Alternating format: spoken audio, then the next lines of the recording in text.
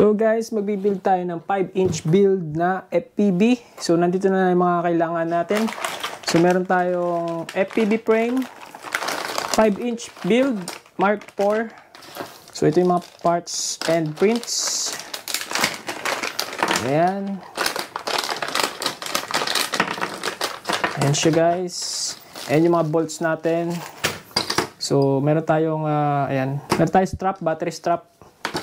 So, 5-inch carbon frame, Mark IV, 5-inch size. So, yan. FPV build natin, 5-inch build, no, guys. So, meron tayong frame. And, ang gagamitin pala nating flight controller, FC and ESC is SpeedyBee. So, ito. So, SpeedyBee. Ayan. Deluxe po ito. So, meron tayong ESC, flight controller, buzzer. Ito, yung soldering board. Additional USB-C para sa extension niya. Tapos, short circuit board. And nandito yung kanyang accessories. So, ayan. Meron tayong manuals. Yung ating XT60 na line para sa battery.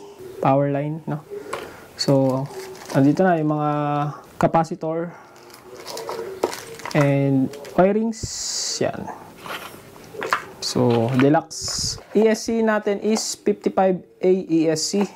And then, 55A. So, SpeedyBee, 55A. F405, 55A. So, yun. Ito yung ating board, FPV board. And then, meron tayong motors dito. Ito yung motors natin. 4 na pirasong motors. 2207 1750 kb na ang model nito is, ang brand niya is DYS this, and ang kanyang model is Samguk series. And then yan, may kasama na rin siyang bolts and nuts. M3 yata to guys. Yan, ito yung ating motors. So 4 na motors. Yan. So 4 yan guys. So yun o. 4 na pirasong motors. Ayan. Sobrang laki ng motors na to. Ito 2207 1750 kb. For freestyle 55A ESC na ESC natin. So yan yung motors natin. Wow. Sobrang ganda at ang laki guys. Alright. So yan, 4 na pirasong motors. And then, we have, guys. So meron pala tayo ditong LiPo battery, 6S. By Dogcom. Ayan, bumili na rin tayo ng LiPo guard. So ito yung ating battery, Dogcom 6S. LiPo battery. Yan guys. Yan yung ating LiPo battery. Dogcom. So yan. Then meron tayong gagamitin nating receiver is ELRS receiver Happy model. Ayan, version 3.0.1. So yan. Ayan yung ating ELRS receiver. And then yung ating BTX video transmission, TX800 SpeedyBee. So ayan siya. Ayan siya guys. So nandito yung mga parts niya, ay yung mga accessories. Ayun, nalaglag. So yung mga, ayan, meron siyang antenna, dalawang antenna. So pwede ka mag-lollipop antenna, tapos meron siyang additional antenna. Alright. Ayan, antenna niya. Yan, antenna niya guys, no? So, meron siyang additional wirings. So, yun. And then, ito pala, yung ating TX800 by SpeedyBee. Analog po ito guys, no? So, yung camera natin is, gagamitin natin camera is yung CAD-X Rattle 2 sana. Kaso, hindi pa dumating guys, out of stock. So, wala pa tayong camera na available. Analog din yun guys. So, yung ating gagamitin na GPS, maglalagay tayo ng GPS guys. So ito. Yung gagamitin natin GPS is Jeep RC na Jeep M10 DQ GPS. Ayan.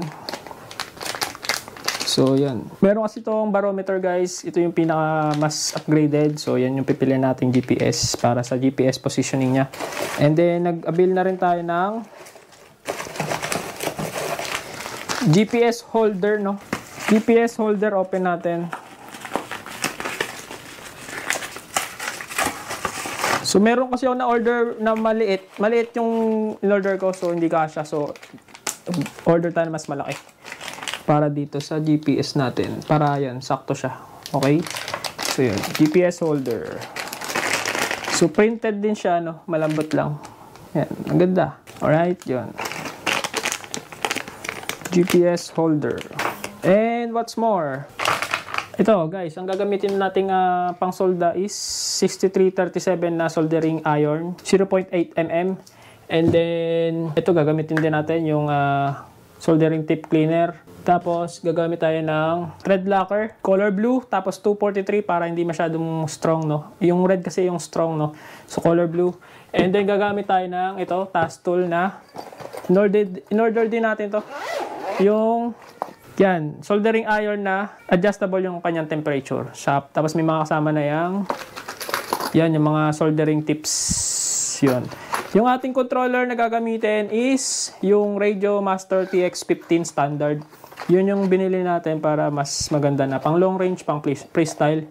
So yun, ito yung mga parts natin sa ating FPV build na 5 inch. Yung charger pala ng ating battery ay wala pa, guys. So yun. So for now, ito lang muna, guys. So ayan, mabubuo na natin yan. So yan, meron na tayo ditong frames. Tapos board at motors. Yan. Kompleto na yan, guys. Para sa ating 5-inch FPV build. So, yun lang. Ilalagay ko na lang yung link lahat ng ating items dito sa video. Sa ating video, check nyo lang kung gusto nyo makakita ng reference. Yun. Alright, maraming salamat. Yun. Don't forget to subscribe on our YouTube channel, MotoC. So, yun. Follow for more and subscribe on our YouTube channel, guys. So, yun. Sa ating build, tignan natin kung mabibidyoan ko lahat to, guys. Medyo busy kasi, guys. So, yun. Subukan kong videoan yung ating build. So, pinakita ko lang muna yung ating mga parts and mga pyesa. Alright? So, yun. Alright. Sa ating propeller pans, guys, nakalimutan ko. Ayan. Yung propeller blades na gagamitin natin is Hurricane for 5-inch build din to by Gempan. So, Hurricane 51466 version 2. So, Bumble Yellow yung pinili natin. Nakalimutan ko isama. So, yun. Alright. Mag-build na tayo nito. Bubuuin na natin yung ating 5-inch build na FPV drone. So, buuin na natin, guys. So, let's go. So, ito yung kanyang strap, no? Battery strap. Mark 4 po ito, no? Ito yung mga bolts niya, guys. So, buuin natin yung mga parts.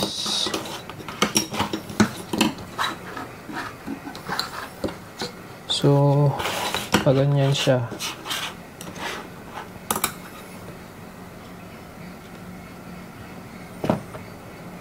Ayan. Paganyan siya, guys.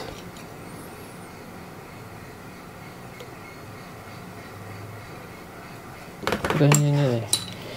So, buuin na natin.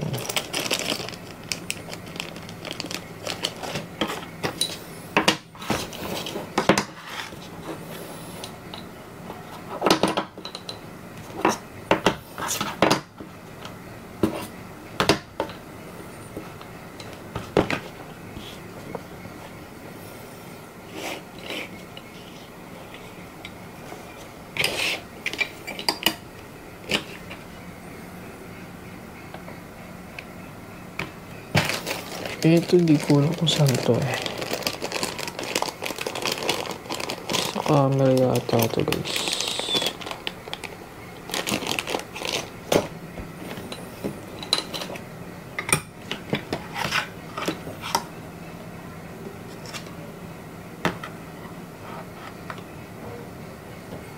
Ganyan yan, guys.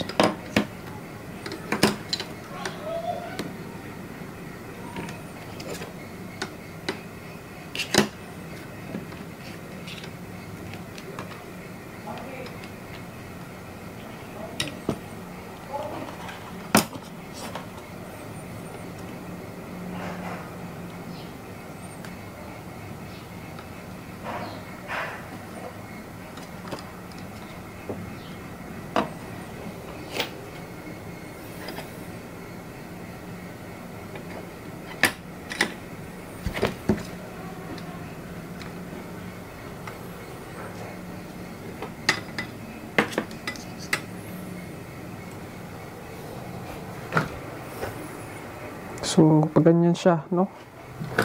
Tapos pag ganyan.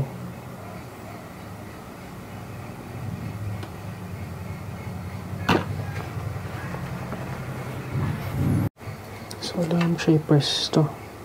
Need mo siya i-press.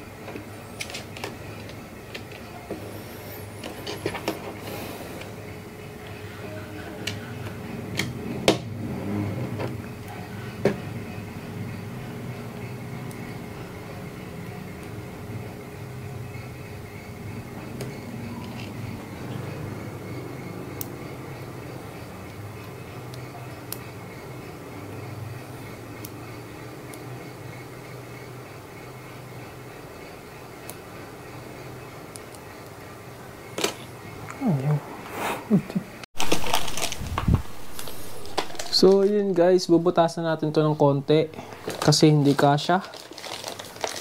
So, gagamit tayo ng ganito, pambutas. Kukumputin natin, kakalculate muna natin kung gaano kalaki to. Kailangan 4.5. Ay, hindi siya 4.5. Masyadong maliit. Kailangan 4.5. So, yun. Alright. Kunin natin to.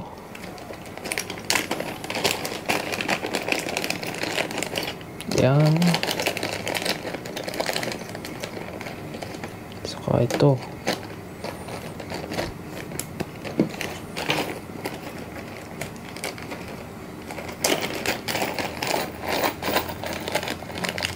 Natin yan guys. Yan.